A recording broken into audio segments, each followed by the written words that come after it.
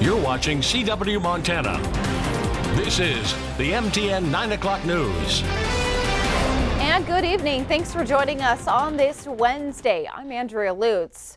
Well, ahead tonight, this is what we are working on. Additional cases of whooping cough in Missoula, and that's raising some questions in the Garden City. We're going to hear from health officials. Plus, the Blackfeet tribe wants to create their own national park, but there are some concerns on how to pay for it. But first, we begin in Gallatin County, where there were some tense moments as a wildfire broke out, impacting a nearby community. Crews are mopping up tonight, and one structure is threatened after a wildfire broke out between Manhattan and Belgrade. It started near the frontage road after a train went by. Officials say the fire burned 3 acres, although the fire came close to that building. No other reports of any damage. New information tonight on a developing outbreak of whooping cough in Missoula. Health officials saying now that this could be the beginning of a widespread problem. There's 6 confirmed cases of the virus now reported at Missoula's Sentinel High School. So far, there's vaccinated and non-vaccinated cases. The sickness is easily spread from person to person.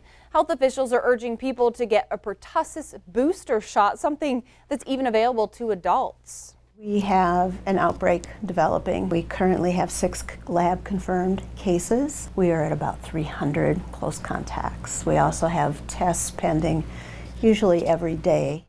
Whooping cough symptoms include that runny nose and a sneezing, an occasional cough. Sometimes you're not really sure if those they kind of are cold-like, but if you think that you have something, check with health officials.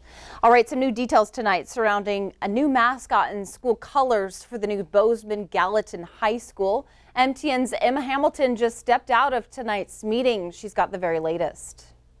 It was a long conversation here at Bozeman High's library to determine which mascot options and color combinations will go out on the next poll. The transition committee, which is made up of parents, teachers, school administrators, and students, was able to narrow down the list of 24 mascots and 11 color combinations to 5 mascot options and 4 color combinations for the next poll. The committee also decided that it will send out a community and another student poll. One thing that was continually stressed amongst the group was focusing on what the students want for this decision. The mascot options are Raptors, Osprey, Rams, Mountaineers, and Timberwolves. The color combination options are black and light blue, black and royal blue, black and silver, and lastly, orange and gray. Many members in the community have expressed being in favor of having the Mountaineers as the mascot in honor of Staff Sergeant Travis Atkins, who received the Medal of Honor last month. The Mountaineers was a top choice on the staff poll, but not one on the student poll. There was a 44% response rate for students and 75% for staff. Now, we will keep you updated as we learn more about the details for that community poll. Reporting in Bozeman, Emma Hamilton, MTN News. All right, thanks, Emma. New information tonight on a deadly Shelby standoff as investigators say there was an exchange of gunfire prior to the suspect being shot. It started with a deadly shooting in Kevin. Then the suspect, Richard Munch, fled to Shelby with a female hostage. Police say he opened fire at responding officers from inside his home. Negotiators were able to free that hostage. The altercation, though, ended after Munch was shot and killed by police. New details on the death of a man struck by a train in Cut Bank. The train was traveling west through Cut Bank Monday night when 71-year-old Galen Eugene Potts was struck and killed. Glacier County Sheriff's Office and the BNSF, they continue to investigate. An update tonight as Gallatin County fires back at police and firefighter unions after a vote of no confidence concerning the dispatch center. The issue at hand is response times. Administrators saying it's inappropriate for the unions to make demands of Gallatin County. They say the center installed new radio monitoring systems and new dispatchers. Still, union leaders say there is room for improvement. It has failed. The system has failed. And here we are still having significant issues with call times, how quickly we're being notified. And the union set to have a deadline of this Friday for the county to respond on a way that they can all move forward. The recent hiring of a Butte firefighter is being called into question. Butte Fire Chief Dave Palmer approved the appointment of the candidate despite not being a top candidate in the pool. And Palmer said he selected that candidate, Levi Davenport, because he lives in Butte. Well, some argue the decision was not based on merit. Now a Butte commissioner is seeking a review of the hiring policy. I have asked Chief Executive Palmer and Chief Jeff Meller to hold off on the confirmation until we vet this process, and I hope they do. We have received a letter from the Fire Commission and from the battalion chiefs and the assistant chief, and once we receive the letter, I don't think we can ignore their concerns, and I think we need to address them. All right, Palmer is an executive. We did ask the Butte Fire Chief about the hire, and he said he can't comment on the situation. The Blackfeet tribe is looking into creating its own national park. Leaders are pushing for a feasibility study looking to connect Chief Mountain and Badger II Medicine to a national park status. The land would go into a permanent conservation. However, the tribe lacks a funding mechanism. Blackfeet leaders hope a feasibility study would take up to 18 months to complete. An iconic Montana road getting just a little bit closer to opening for travel in southwest Montana. Plow crews are making progress up the Beartooth Highway. So take a look at this new video as they tackle that tallest part of the drift. Watch as it just slides right down that mountain, about 18 feet high. Well, crews hope to have the road cleared and open for Memorial Day weekend. A red beacon in the sky has saved countless lives in the Flathead for decades. We're talking about Alert. It's one of Montana's first helicopter ambulance services. Well, tonight, MTN's Marin Sue hears from a skier whose life was saved 30 years ago.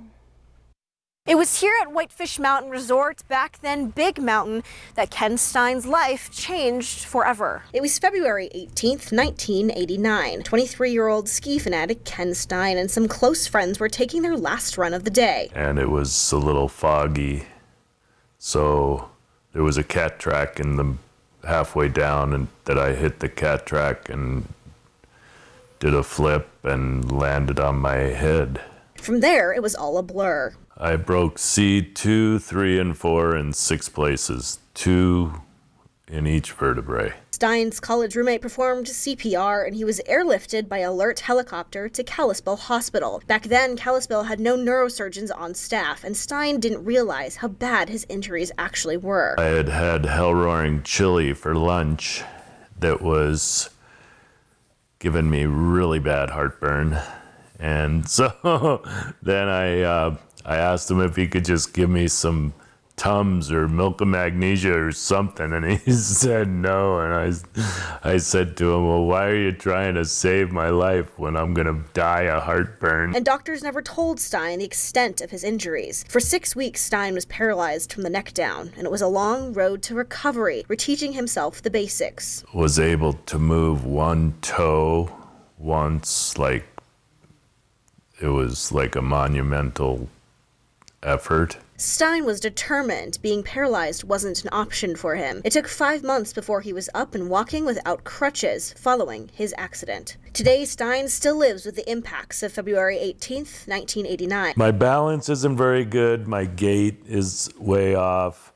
The feeling in my feet and my hands is not very good. He's thankful to be up and walking. While Stein doesn't ski anymore, he spends his time golfing with his wife and grandson, Alex. This weekend, Kalispell Regional Medical Center is holding its annual Alert fundraising banquet that raises funds for the helicopter program that was one of many components that saved Ken Stein's life. In Whitefish, I'm Marin Sue, MTN News.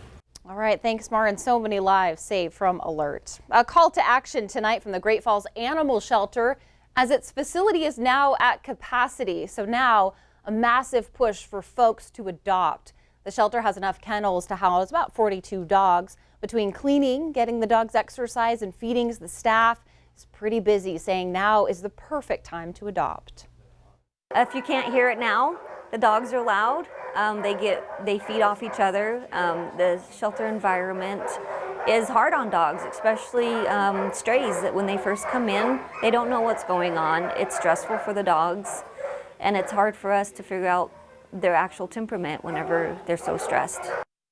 Well, there is a special adoption price for both cats and dogs right now. The price includes a spay and neuter, a microchip, vaccinations, and guess what? Even a name tag.